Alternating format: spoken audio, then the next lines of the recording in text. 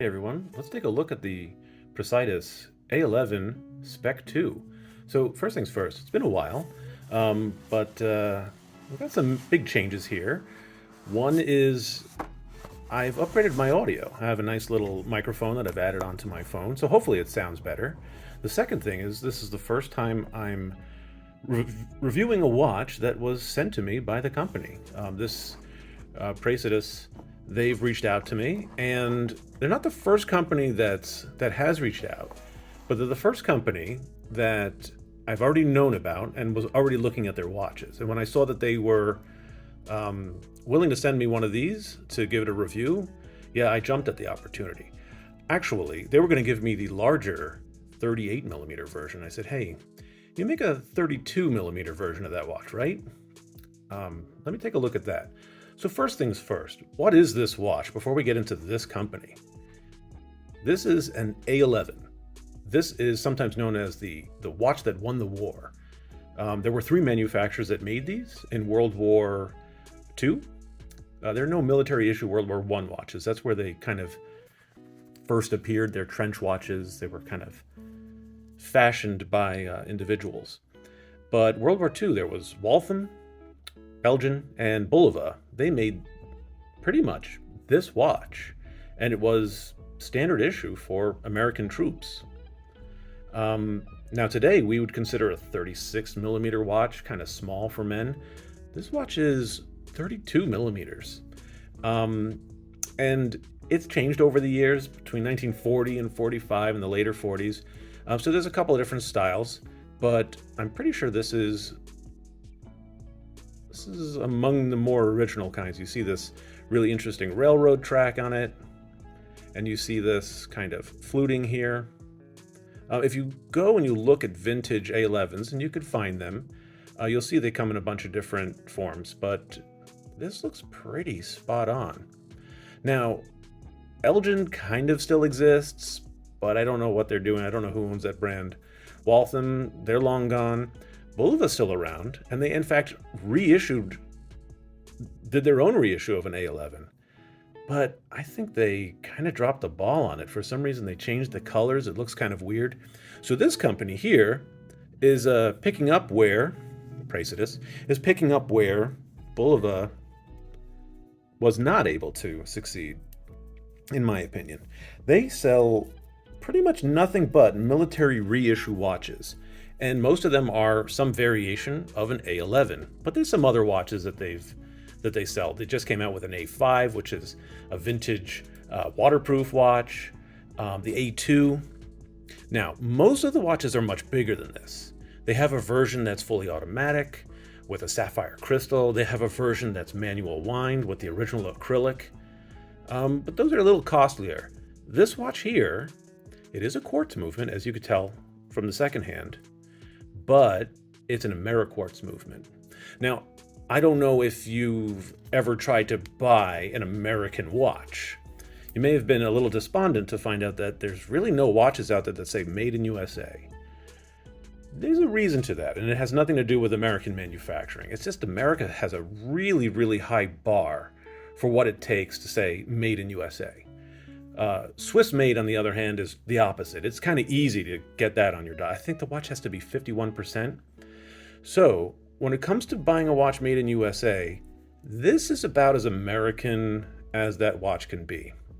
It's not the only company that assembles watches in the United States, but let's see if we can get in on here on this case back. It's really nice. Assembled in the USA with imported parts. That's about as good as you can list on a watch.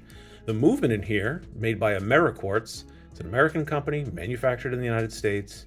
And I think that's really, really cool to have a watch that is an homage to this classic American watch, and it's actually made right here, and as much as you can.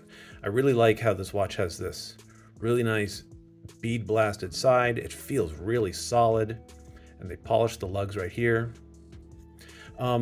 This watch is available in a bunch of different forms as well.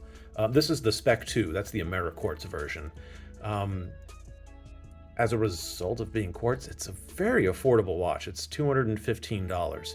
This is the black dial version with the white lume, There is a version of this watch with aged lume, and there's a white dial version. There's also a bunch of different straps.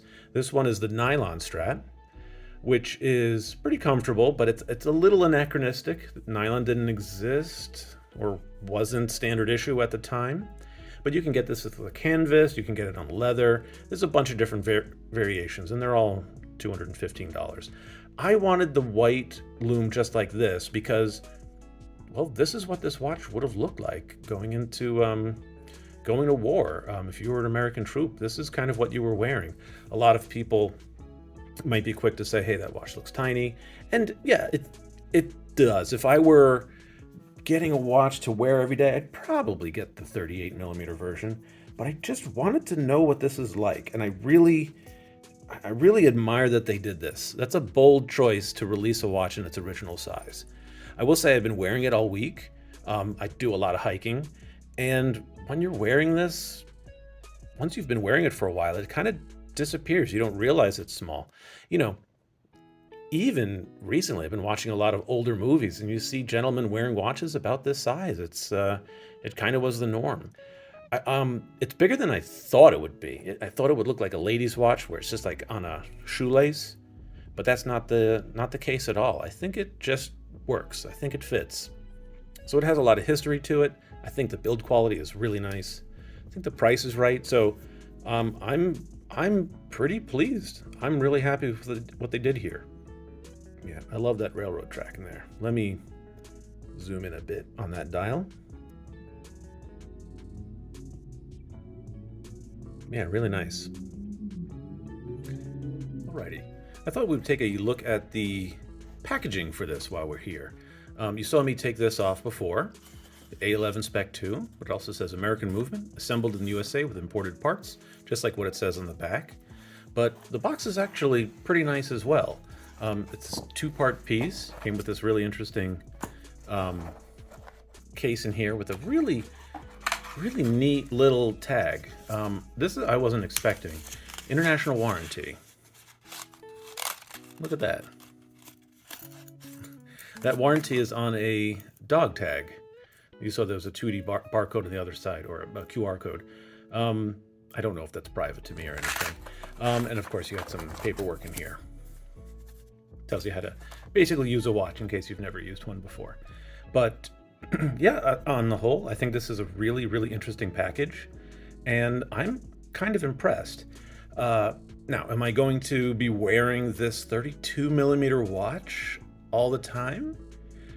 Probably not every day, but I will say it has changed my opinion when it comes to wearing a smaller watch, at least when you're outdoors. You know, when I'm out in the middle of the woods, I'm not trying to look fashionable. I just want to get stuff done. I just want to enjoy myself. And a watch of this size just kind of disappears. It's probably not the last Praesidus that I get. That A5 that just came out looks very interesting. I think I might be picking one of those up.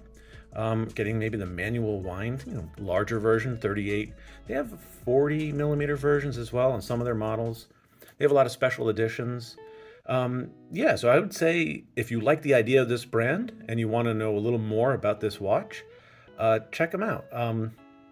I should also mention they do support a lot of veteran initiatives. I think they give 5% to a number of different causes. So that's pretty cool. I'm very impressed. Yeah, you got the drilled lugs. I didn't point that out. Drilled lugs, but it also has a quick release spring bars. So easy changing to whatever other straps you want. In case you're not a watch enthusiast and you haven't seen that before, those are easy to remove and easy to put back. Well, let me prove it. There we go. Yeah. So yeah, I think that's that. That's a really well done job. I'm really impressed with it. Yeah, if you have any questions, feel free to ask. But otherwise, thank you very much. Right. I almost forgot. Let's take a quick look at the lume on this guy. I think it's really well done. The hands and the numerals light up really well. Look at that. Yeah, that's awesome. All right. Nice.